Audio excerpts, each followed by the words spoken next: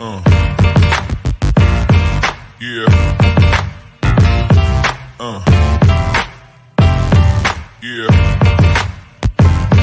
Uh, yeah.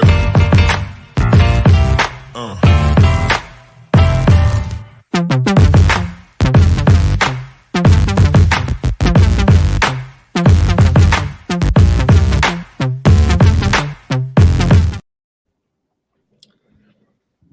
Hey everybody, welcome to another episode of River City 93, two-man show this week. Matt and Chenier here with you to talk about a pretty awful, specifically, kickers game, but it's pretty bad, 12 hours in the world of American soccer right there. What do you say? Yeah. For us soccer lovers in Richmond, it's been a rough weekend. I think that's a very kind way of putting it, to say the least. So if you're listening to this and somehow don't know what was going on, Kickers lost, 2-1 to that team up north that we try not to talk about. And frankly, don't think the score was, I don't think the game was as close as the score suggests it was. And followed up by an early morning wake-up call for many of us to be able to watch the women's team in the World Cup go out on penalties in a very painful fashion. So you can only go up from here, right? Yeah. Hopefully, that's the crazy thing. I was thinking the same thing last week, and then things just did get worse. Yes. Yeah. So Kickers are not in the strongest run of form at the moment. I think 5 in a row now without a win, and 1 out of the last 8 has been a win, and that has seen them fall down the table. Still, I think technically 7th place, but there's a 6-point gap now between the Kickers and the last playoff spot, and there's a game in hand in there, so it's not done, but all of the wiggle room is pretty much all but vanished at this point. And I was talking to Rob Ukop a little bit after the game. He's like, "Hey, I feel like we're only a 3-game win streak away from just being right in there and really in a good spot," which is not necessarily wrong. But my retort there to him was, well, maybe we start with a 2-game win streak.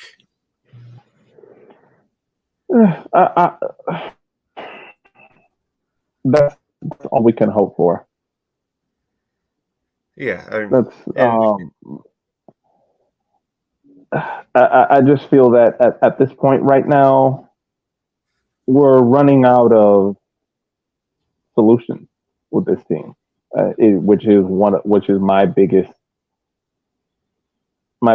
fear is that it's interesting because in the WhatsApp group, in our WhatsApp chat, Elliot did point out that it's looking like we're going to need like a light reset at the end of this season, in the off season, because I don't think there is a talent issue. I think what we're dealing with here is,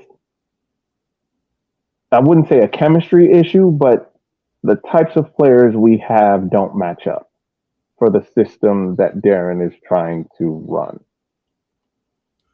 Yeah, I think there's some bigger questions there to be had, and let's get to that a little bit later. But let's just blow through what happened on Saturday real fast, so that way we can check it off the list, say we talked about it, and never speak of it again after this. Yeah. So this week in kind of lineup roulette, we were back to the 4-4-2 this time around. Chandler O'Dwyer getting start, first time we've seen him start a game in probably a couple months, I would think, right? Yeah, it's been a while since he started. I think they said the last time he started was early June. which I don't know. It didn't seem right to me. It felt like it's been a longer time than that. But I mean, I think it was probably back in early June that was the last time he started a game. Yeah, I think it might have been that first NoCo away game. One of those failed Chandler on the wing experiments. Yeah. So he was playing in the midfield this time around. A little bit more right-sided on the midfield. But other than that, the usual crew that we've been seeing in the 4-4-2. Dwyer, in for Suko. But otherwise, same old. Which I think the bad news is same old is leading to same old in results. Yeah. Yeah, that's the issue we're dealing with here. I don't know. In my opinion, Sierkowski was playing a little bit more on the right this time. Okay. He floated around a bit, but I saw him play a little more on the right, and I don't think it suits him. A midfield, I know that with our numbers, we would want to be able to run with that midfield three, but having O'Dwyer in that midfield, there were some things that looked different, that looked better. With regards to the attack, the way we were attacking in this game, there were some variations, even though everything went down the left side. It literally was like everything was going down that left side of the field. But there were ways we were breaking through. We were breaking through a little bit, and we did have quite a few opportunities, a few missed opportunities. I know O'Dwyer had a diving header that he just missed. That was I think it was a deep cross from Ani or a deep ball from Ani that went over the back line, and he tried to reach out to get ahead to it. Terzaghi had a real close one that literally went between Shipman's legs, but hit his heel on the way past, and it scooted out of bounds.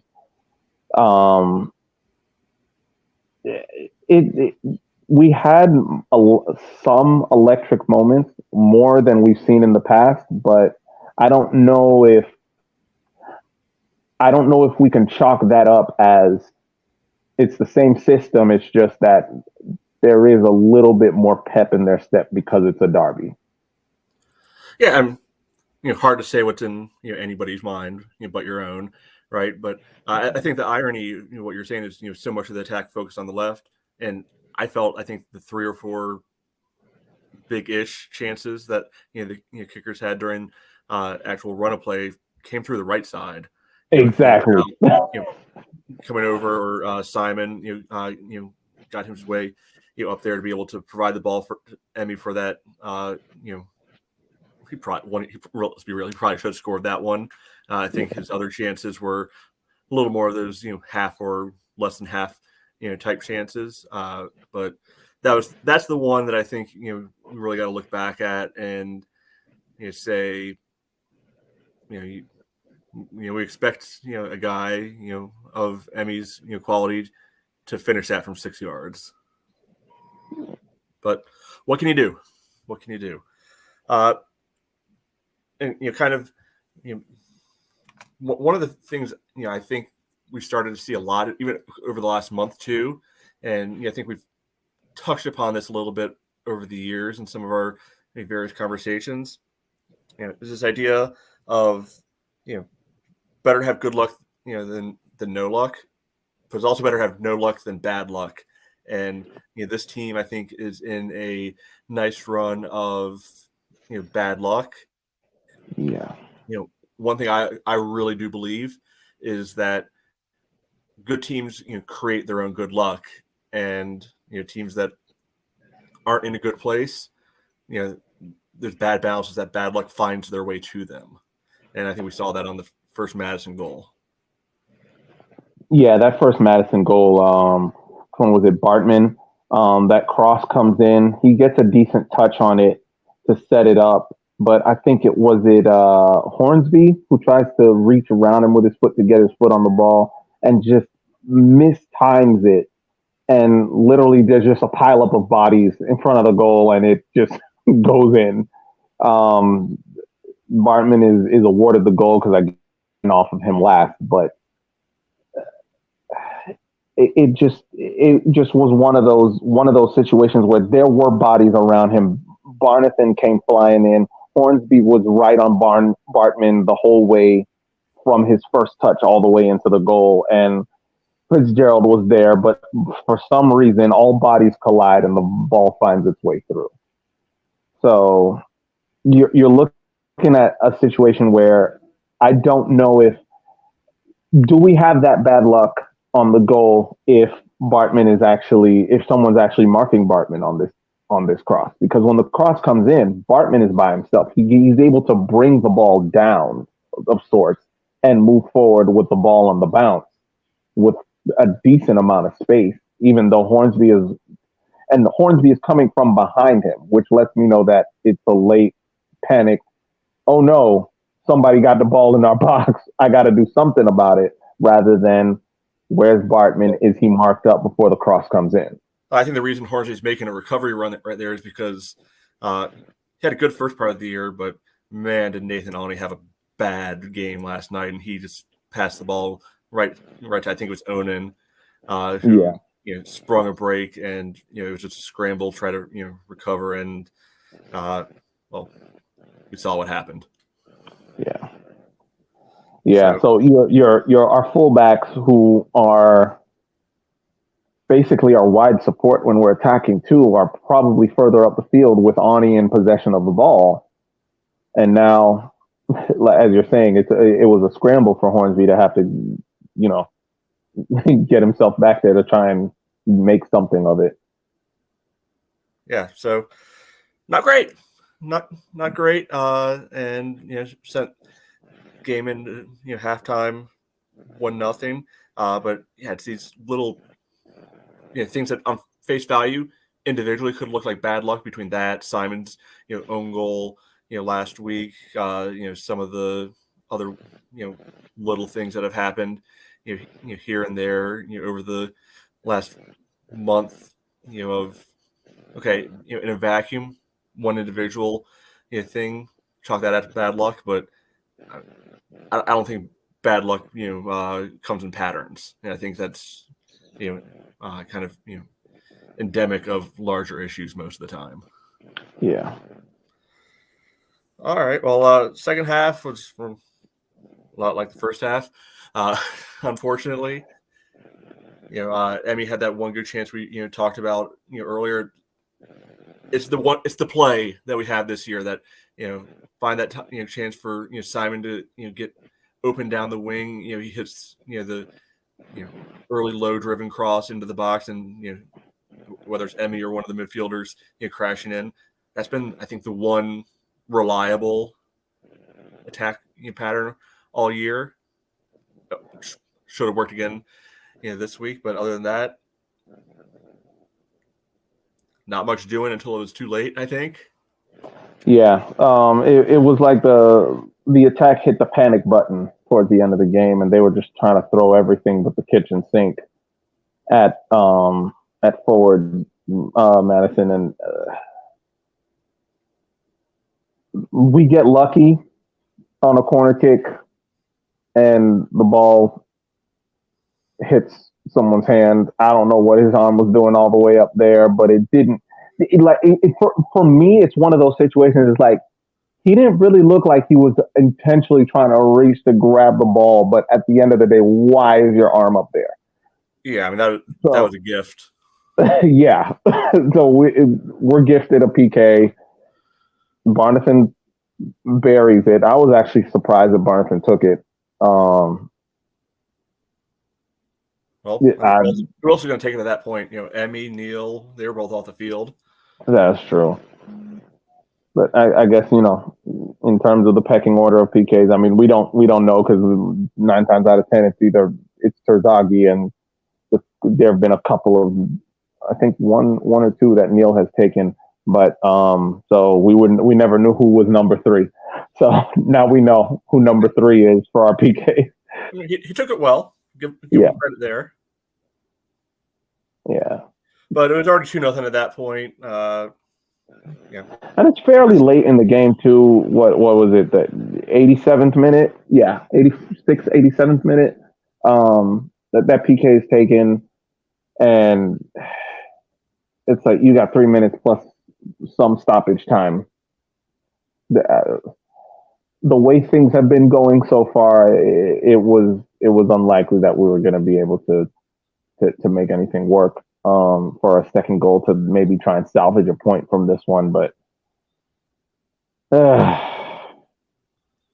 Yep, and we got the pleasure of Madison scoring down in front of the supporters' end again and celebrating. And I don't have a problem when teams do that, because fans want to talk crap to players during the game. That's the comeuppance. That's on our guys on the field to make sure that can't possibly happen. So and also shows they're hearing us at the very least. If they choose to come over to us, yeah, exactly. Yeah. So I mean, I've got no issues with them clapping back. Talked about this last time we played them. It's the same Stephen Payne. Like if you want to celebrate your this time your team's goal, not just your own goal, that's fine. Own it. You don't need to come over and then do the I'm not celebrating thing. Just celebrate. It's cool. Yeah. You're here for 1 year. You're not scripted into the Richmond lore by any means. Yeah. He was here for 1 year, but I mean, for me, I view it as it's with Payne last time. It was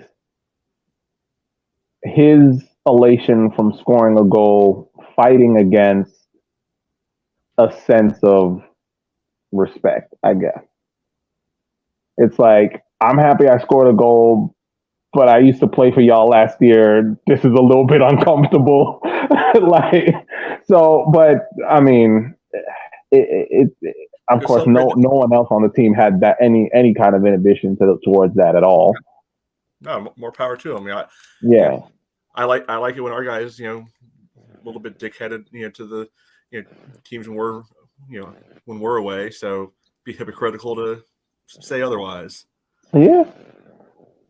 And speaking of Payne, I know he's probably in a happy place right now. His sister's doing very well over there in Australia, or is it New Zealand? I can't remember what bracket is where. But I don't like to care at this point. So yeah, it's over there where the games are at like ungodly hours. I mean, I don't that tournament's. We can agree that tournament's over and done. Yeah. We don't need to worry about that anymore. It's over. So Chenier, one of the things I want to kind of discuss a little bit more is and I had the chance to do the post game interviews last night, and one of the things I asked Darren is for all of our fans who might have a little bit of a crisis of confidence, losing a little bit of belief that this team can still compete and contend for a playoff spot. What he would say to them, and the short answer to all of it is to blame him right now. He was saying that he didn't have the team ready in the first half, that the plans they were putting together weren't good enough. So I think we should unpack that and what we think about how Darren and the coaching staff as a whole has or hasn't been doing, especially over these last 2 months as things have turned, shall we say. Yeah. Well, I don't know if the full blame can be put on Darren. I honestly feel that Darren, saying blame me is,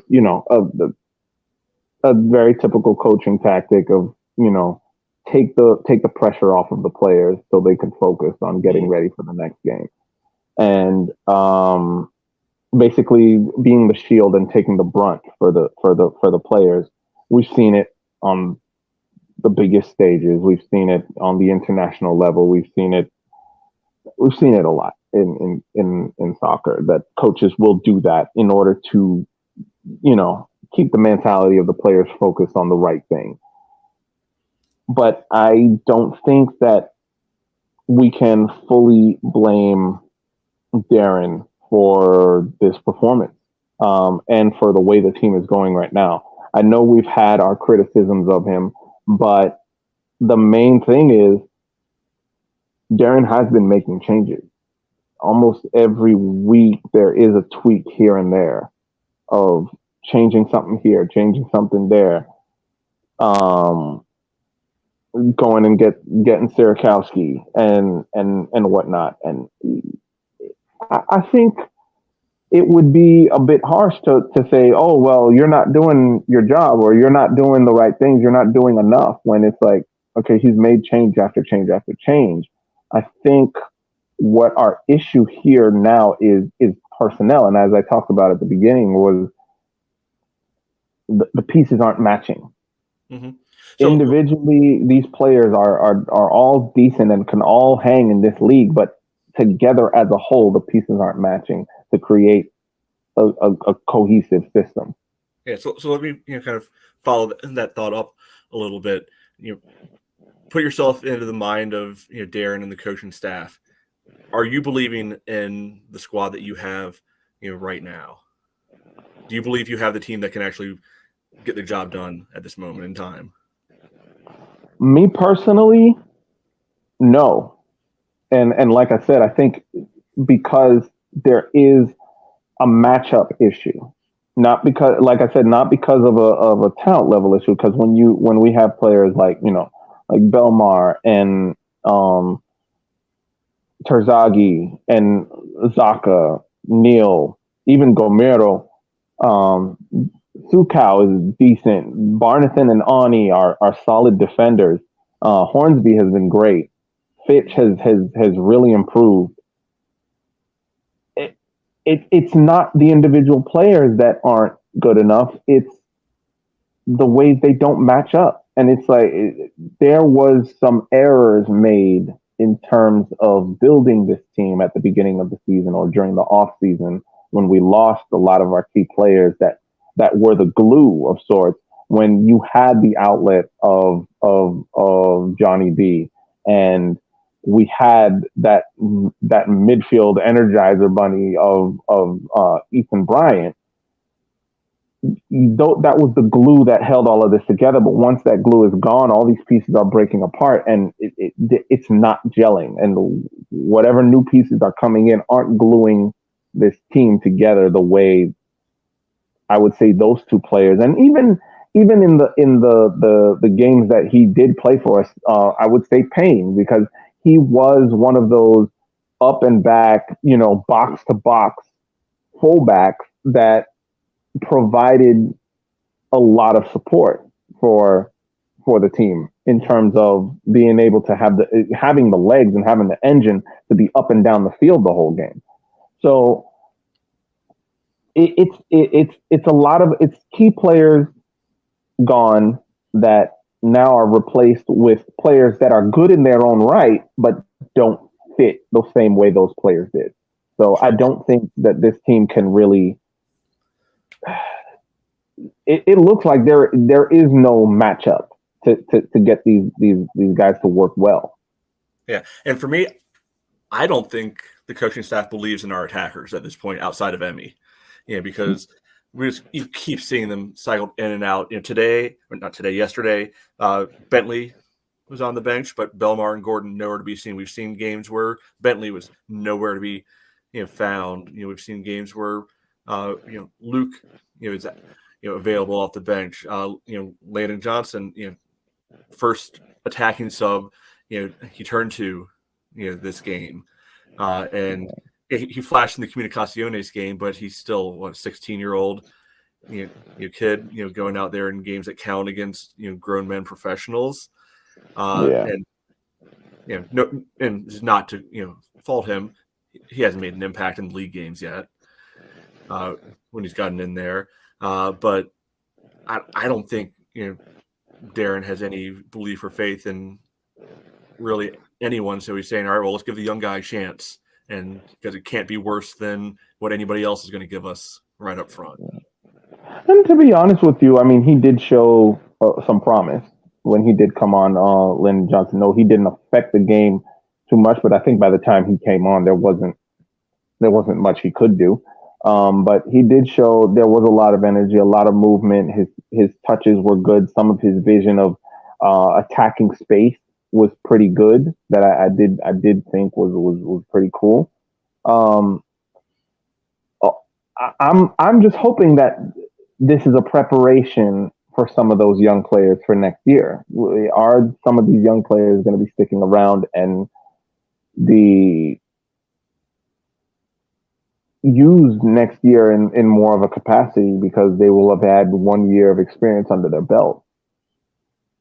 Maybe, but that also then sounds to me like, all right, halfway waving the white flag on this year if already doing a little bit of the prep work for next year, because after the second goal, big old line change, and who are the three that came off? Emmy, Neil, and Ani, who you would probably say are three of the foundational players on the team, and two more academy kids and Bentley come on at that point.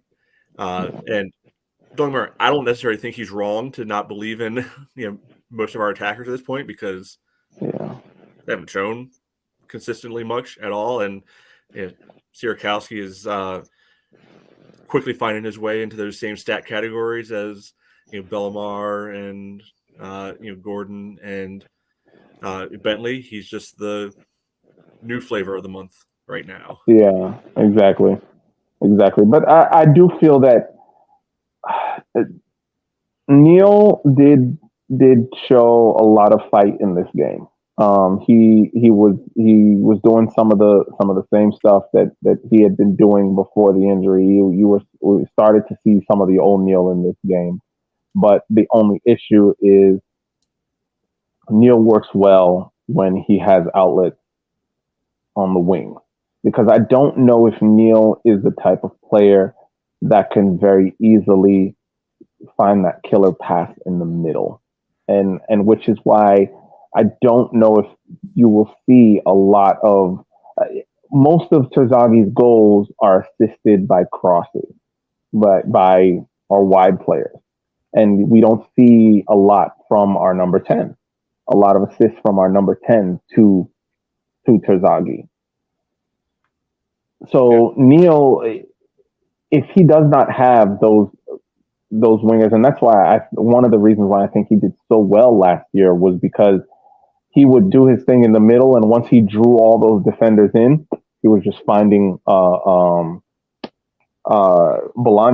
out on the wing to take that ball, run at defenders, run at the remaining defender that was left, so that created that space for our wide players. But with the wide players we have now, I don't think Neil has that option. He doesn't have that outlet where he could pass it wide and know that something's going to happen. Whenever he did, one of those wide players is either taking that extra touch too many and end up losing the ball, or crossing the ball completely waywardly, or crossing the ball to an empty box in the middle, or so. And I completely understand why Darren subbed those three guys off when he did, because at that point, then we were down 2-0 with about 15, 20 minutes to go, something like that. And we have a game on Wednesday. That's him saying this team isn't going to come back and get a point. Let me, save a little bit of legs, which on the rational side, okay, good, recognizing, a lost cause when you see it and not, digging in. On the emotional side, this is, a rivalry, game. Don't tell Elliot I said this. I don't think it's that big a rivalry, for anyone other than people on Twitter. But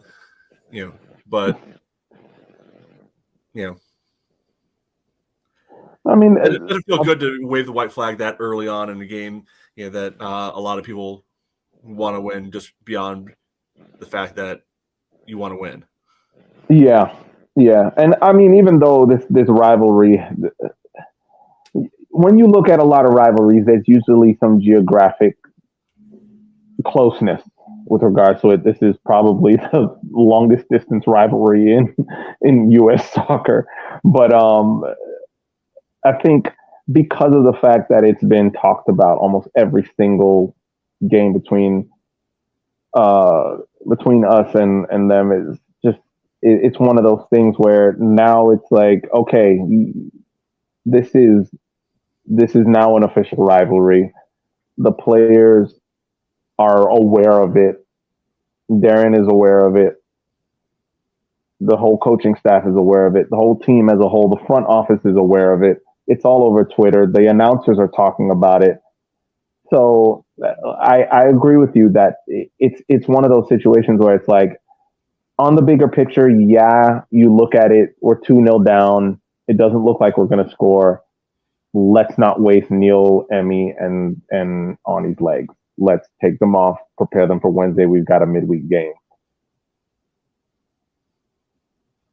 But it kind of, to in a vacuum and in the isolated incident, in the isolated viewpoint, the fishbowl viewpoint that, hate to say it, most American soccer fans have,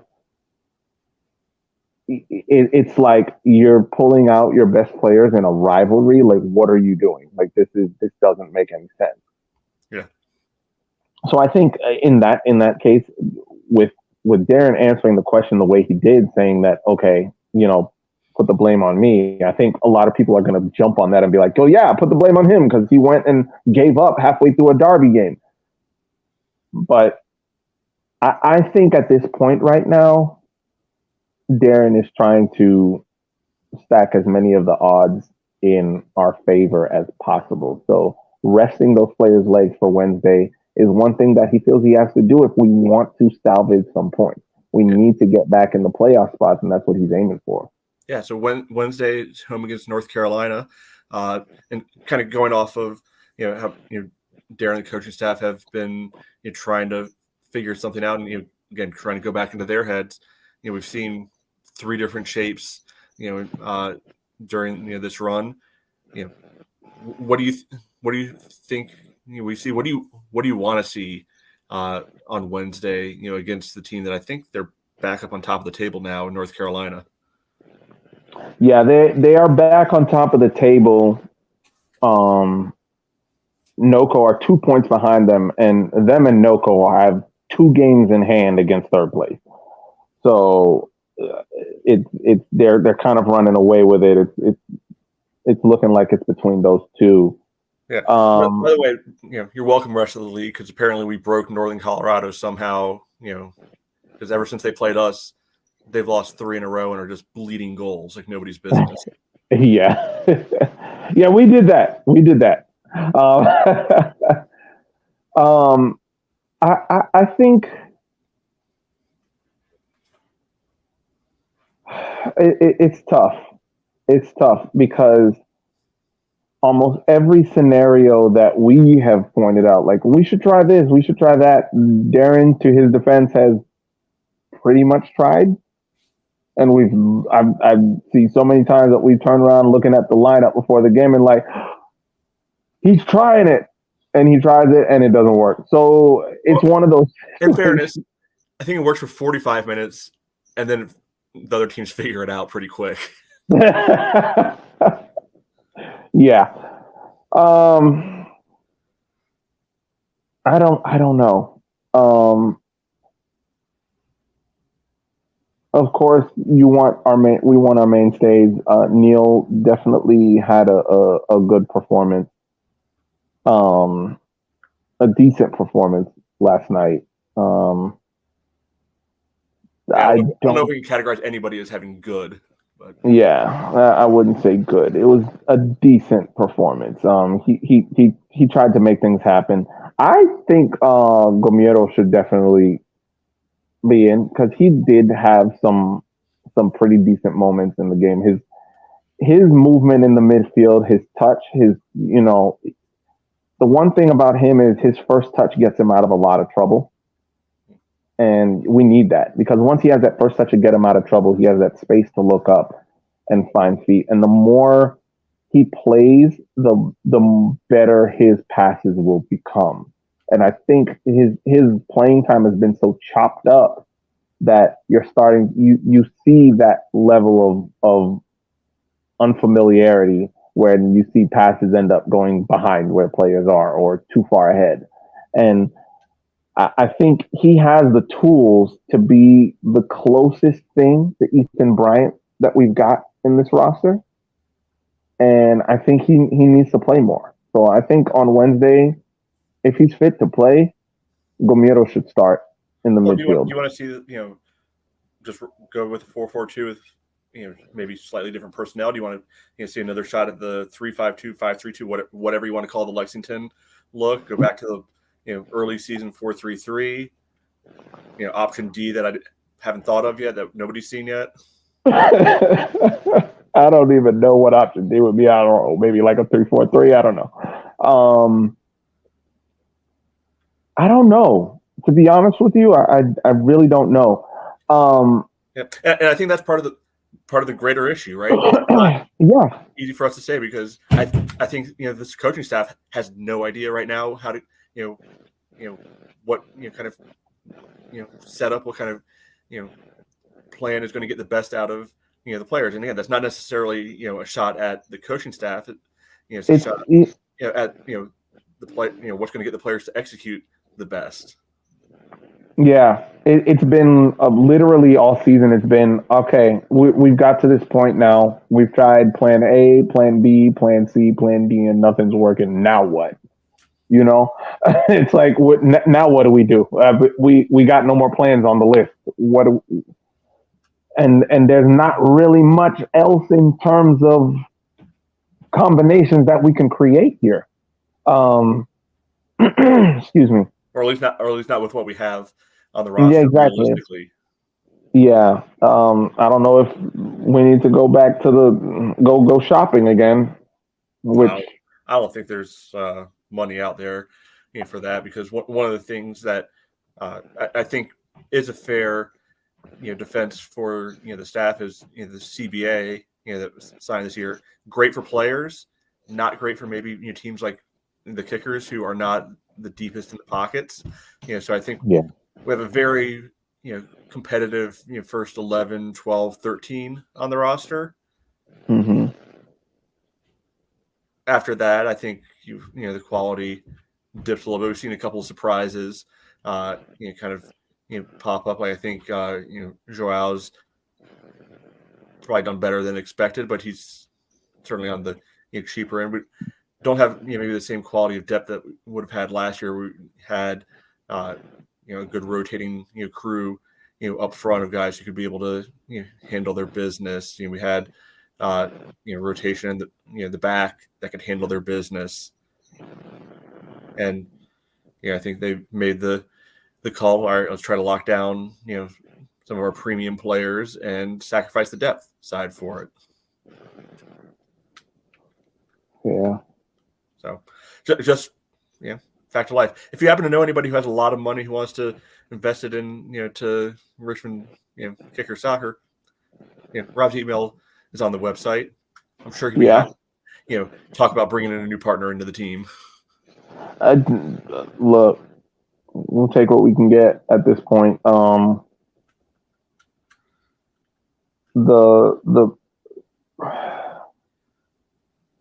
The difficult thing with regards to having a reset over, at the end of the season during the off season is, and this goes back to what I was saying about how all of these components, all of the players we have, they're especially that starting 11, 12, 13, they're decent players. They're players that can hang in this league and that can do well in this league. So with that being said, we don't have the money to add to this team. So who do we swap out? Who do we let go of? Well, I think that's a off-season topic. We don't need to accelerate the way there, but EVD, I think will probably be back in 3 or 4 weeks, most likely. at this point. Hopefully, Yeah, I there's saw he was training. that. Yeah, yeah. So he's actively training at this point. I'm guessing when he comes back, it'll start off as a sub and everything. But he's a proven winner at this level. Who knows coming off an Achilles if he's what he's going to have, especially right now. But look, it can't be worse. Yeah. So it can't, and he might bring a different dynamic, a different. just Who different. knows? He might be. Yeah, and we don't know what different that'll bring. What, because sometimes you could just plug that one player in, and the type of player that player is might make certain other parts of the team click based off of that domino effect of, because this guy's playing here, that kind of straightens everything else out. I'm hoping. Here's the hoping. But with that being said, EVD is basically another attacking player, another striker. Do we switch? Do we switch back to a 2 up top and put him and Terzaghi up top? Because I wouldn't think that he would be a player that you would put on the wing. Who knows? Well, good problem to have when it comes, because again, the pieces we have right now, not getting it done, and it'll be like it's the classic transfer window thing when somebody gets an injured player back. It's like, oh, it's like a new signing. It kind of is. Version of that. So any last things to say about this game before we bury this, never to speak of it again? No, not really. Cool. Let's move along. So,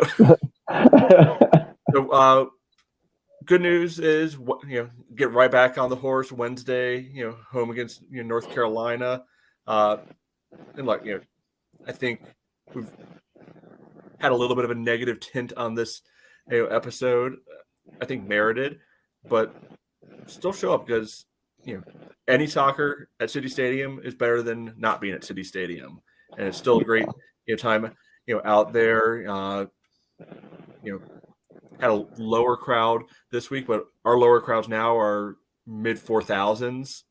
So that's still good time out with everything. So no excuse, still show up, get a chance to be able to see what these guys can turn on. I mean, last time they played North Carolina, had them on the ropes. We're not going to worry about what happened in the second half of that game, but first half dominated them. And who knows? Maybe this will be the kind of jolt to the system that they need to be able to head into the weekend at Chattanooga and start making a 2021-esque late season run into the playoffs. Yeah, hopefully. I mean, we're still. I think we're not quite out of it. We're still within touching distance, and there is a possibility, and you can kind of see when you look at the table, there is that gap between those that are in the playoff spots and those that aren't. But we're at the top of we're literally right outside in terms of placement. In terms of points, not so much. It's going to be a little bit of work, but then again, we also need to look at it this way. Anything can happen. There have been teams that have been going on great runs, and all of a sudden, like you said, like with Noko, all of a sudden hemorrhaging goals left and right and losing games. We just need to figure out a system in which we can rectify this. We can make that change and turn this team around. Yeah, and no better time to start than Wednesday. Yes. All right, man. Well, I think that's about all we care to say, for this episode. Appreciate you hopping on and talking through all of this, and help me try to break into the minds of Darren and the coaching staff. Hopefully, we were able to piece something together. There. Who knows if we're right? Hard to say. Hopefully. But thank you all, everybody, for listening. I think we're going to try to do a quick hitter short episode after the Wednesday game, and then we'll be back on the regular schedule to break down Chattanooga this time next week. As always, you can check out everything we got on website rivercity93.com, on whatever you call Elon's site, at River City 93, Facebook River City 93, Instagram I think it's River City 93. It's River City 93, like anywhere you would probably be looking. Yeah. But again, I have a feeling if you're listening to this, you probably already know all of that. But yeah, definitely appreciate all the support. Had a couple of people Saturday, say that they found it and listened, and that's always cool to be able to hear. Hopefully, you're still listening, moving forward. But again, appreciate everybody's support. Back at it. On Wednesday, hope to see everybody at the stadium, and maybe we'll have a happy conversation on Wednesday night. Yeah, I don't want another therapy session after Wednesday's game. Look, this team doesn't repeat results, so it's got to be a win or a draw, right? Yeah. So I'll take that. I'll take some points. Yeah. All right, so there you got it. Chenier says we're getting points. I co-sign. So thanks, Chenier. Always a good time. I think this might be our first just you and me show, and I enjoyed it. All right. Thank you, everybody. Talk to you next time.